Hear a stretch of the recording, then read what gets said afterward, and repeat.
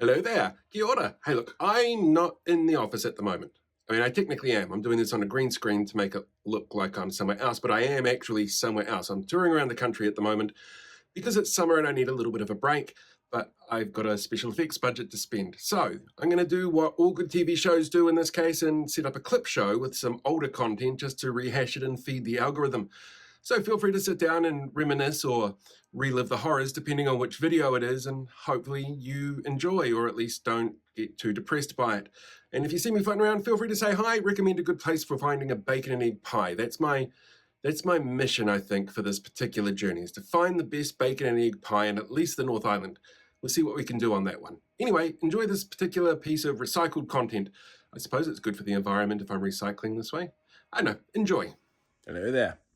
We need to have a talk about reality check radio, which is, if you haven't heard yet, Voices for Freedom's new media outlet. Which is an online streaming radio service like the platform. There's a couple of things that you need to take on board here.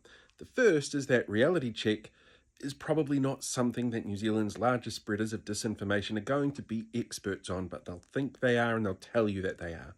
Secondly, online streaming radio is a bit different to traditional broadcast radio, and there's a few factors that come into play there.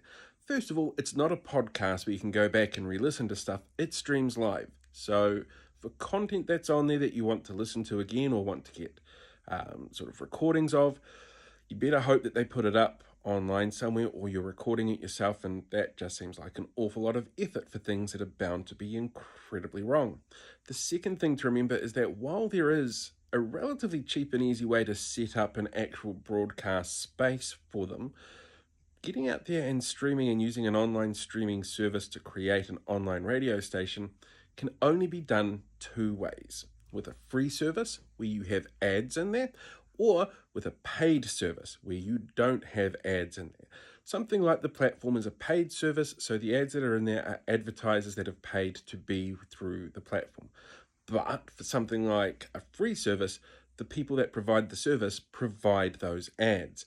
And not necessarily all of them are going to be keen on being advertised on an organization like Voices for Freedom. And if that's not what they're going with, who is funding their particular media output? Be very interesting to see how that goes. The other thing, and the most important thing to remember, is streaming services in this country do not have any requirement to meet any kind of rules under the Broadcasting Standards Authority. So they can do and say pretty much whatever they want, as long as it's not a personal attack on somebody that could be seen as slanderous, because that's a very different set of laws. Broadcasting standards do not apply to streamed services, which is really awkward, which is one of the reasons why something like the platform can do and say what they want without having to be sort of pulled up by the BSA. So you can see how Voices for Freedom would see something like this as really good, because they can do and say what they want without broadcasting standards coming and going, you know what? We're really not happy with you. Maybe just don't listen. It's much easier.